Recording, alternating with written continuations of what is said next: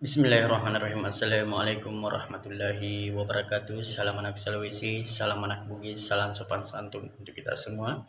Perkenankan saya untuk menyampaikan beberapa kata untuk dijadikan sebagai pelajaran, untuk dijadikan sebagai nasihat bagi yang ingin menjadikan pelajaran, bagi yang ingin menjadikan nasihat.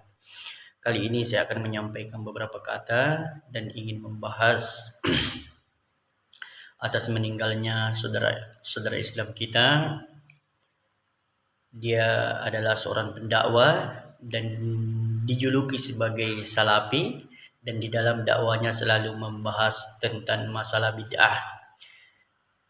Dan saya perhatikan sebelum meninggal dan setelah meninggal, banyak atau sebagian banyak di antara kita, saudara-saudara Islam kita, yang berkomentar atau membuat video yang mencaci, menghina dan lain sebagainya.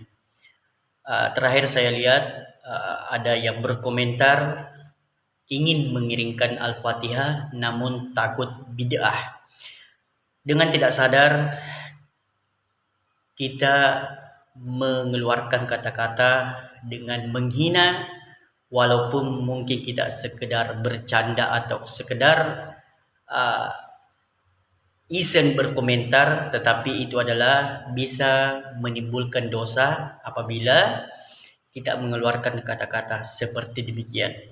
Karena bagi saya, ketika kita ingin mendoakan ataukah kita ingin mengiringkan Al-Fatihah, tidak ada masalah. Terpulang kepada kita apakah kita mau mendoakan atau tidak. Tetapi tidak mesti mengeluarkan kata-kata seperti itu. Ingin mengiringkan Al-Fatihah tapi takut bid'ah. Artinya kita sama halnya menghina beliau. Seharusnya kita sebagai orang Islam, kita harus mendoakan semoga amal ibadahnya diterima di sisi Allah Subhanahu wa taala.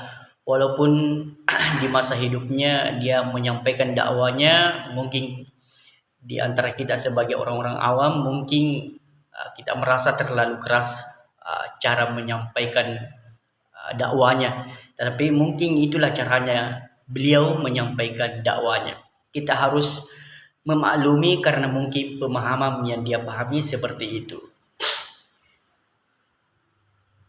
Walaupun saya ada yang sedikit ingin saya luruskan di dalam dakwanya, karena ketika tidak diluruskan bisa membuat orang-orang yang di lembah hitam berkecil hati untuk bertaubat apabila tidak diluruskan.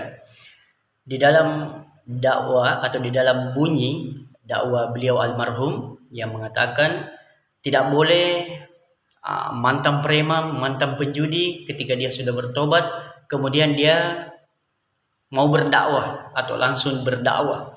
Harus belajar dulu. Oke, betul, harus kita belajar, tetapi bukan berarti kita tidak boleh berdakwah. Karena berdakwah itu bukan hanya di mimbar. Di mana saja kita bisa berdakwah. Kita bertemu dengan teman, kita bisa berdakwah, karena dakwah itu artinya mengajak. Apabila kita sudah mengajak dalam kebaikan, ayo kita sama-sama mendirikan sholat, itu sudah termasuk dakwah. Jadi berdakwah itu tidak mesti di atas mimbar, di mana-mana saja bisa. Kemudian cuma ada yang ingin saya sedikit luruskan. Ketika orang baru bertobat, mungkin baru belajar agama, perlu berhati-hati, sampaikanlah ilmu yang dikuasai, karena ditakutkan membuat orang keliru apabila kita menyampaikan ilmu yang tidak kita kuasai. Karena berdakwah siapapun boleh, terkecuali ingin mengeluarkan fatwa ataukah ingin membahas tentang masalah fikih, itu orang betul-betul harus berilmu, harus betul-betul menguasai bidang ilmu baru bisa mengeluarkan fatwa ataukah membahas tentang masalah fikih. Tetapi berdakwah siapapun boleh, karena mengajak dalam kebaikan itu sudah termasuk dakwah. Kemudian perlu kita ketahui bersama saudara Islam dimanapun berada, bahwa jangan kita pernah memandang remeh orang-orang yang pernah di lembah hitam. Karena Saya sering menyaksikan orang-orang yang pernah di lembah hitam, dia naik di atas mimbar berdakwah. Saya pernah menyaksikan naik di atas mimbar berdakwah dengan pada waktu itu bulan suci Ramadan di pedalaman ataupun di perdesaan. Dan dia hanya menyampaikan kisah-kisah masa lalu sebelum mendapat hidayah. Dan dengan sederhana dia menyampaikan dakwanya, tetapi banyak orang yang menangis dan meneteskan air mata sebab dia sampaikan kisah-kisah hidupnya sebelum mendapatkan hidayah.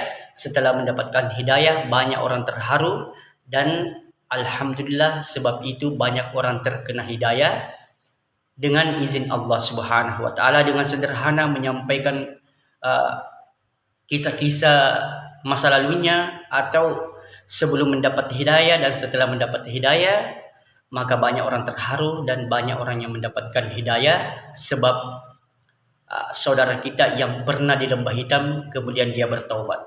Jadi kita tidak boleh memandang rendah, memandang remeh saudara-saudara Islam kita, maukah dia pernah berbuat dosa sebesar apapun, tapi ketika dia mau bertobat, insya Allah Allah Subhanahu wa taala akan mengampuni segala dosa kita, dan insya Allah Allah Subhanahu wa taala akan memberikan kita petunjuk dan hidayah ketika kita ingin berusaha dan kita terus berusaha.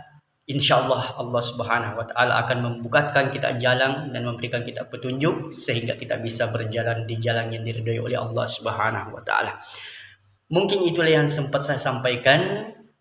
Jadi sekali lagi, jangan kita pernah saling meremehkan, saling merendahkan, karena kita ini sama-sama ciptaan Allah Subhanahu wa taala. Kita harus selalu berkasih sayang, saling ingat mengingatkan di jalan yang diridhoi oleh Allah Subhanahu wa taala. Itulah yang sempat saya sampaikan, lebih dan kurangnya mohon dimaafkan. Assalamualaikum warahmatullahi wabarakatuh.